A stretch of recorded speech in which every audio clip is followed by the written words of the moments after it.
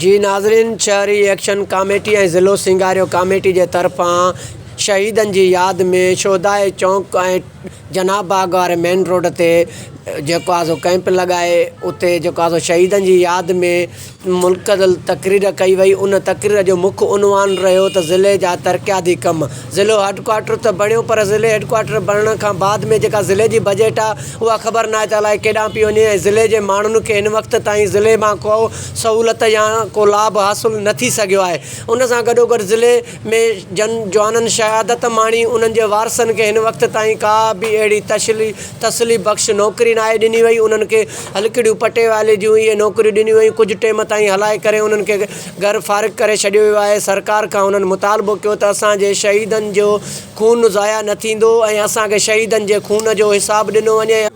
BTV news सां वधीक ॻाल्हाईंदे उन्हनि चयो त असांजे कंबर जे ज़िले जे शहीदनि जो ॾींहुं आहे, जेके असांजे 2004 में नौजवान 4 शहीद थिया हुआ।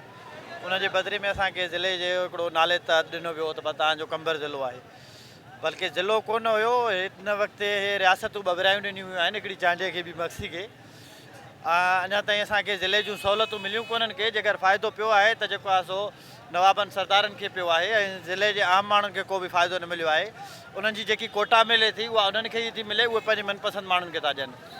रोड रस्ता तालीम असांजी तबाह लॻी पई आहे। एतिरो टाइम गुज़री वियो आहे, 20 साल गुज़री वञण बावजूदि असांखे ज़िले जी का बि हिन ताईं सहूलियत न मिली सघी आहे। असीं अॼु 20 साल गुज़री वञण बावजूदि बि असीं पंहिंजे शहीदनि खे यादि कयूं पिया ऐं असीं क़ौमी सलाम पेश कयूं पिया। जी नाज़रीन, जीअं तव्हां उन्हनि जा मुख़्तलिफ़ वीचार ॿुधिया ऐं उन्हनि सरकार सिंध हुकूमत खां ऐं वफ़ाक़ खां गॾियल हिकु मुतालबो रखियो त ज़िले कंबर में तरक़ियाती कम कराए ऐं ज़िले जे अवाम जी बेचैनी ख़तमु कई वञे ऐं ज़िले में जेको आहे सो हर क़िस्म जी सहूलियतूं मुहैया कयूं वञनि। कैमरा टीम सां गॾु ख़ालिद हुसैन चांडियो, BTV न्यूज़ कंबर।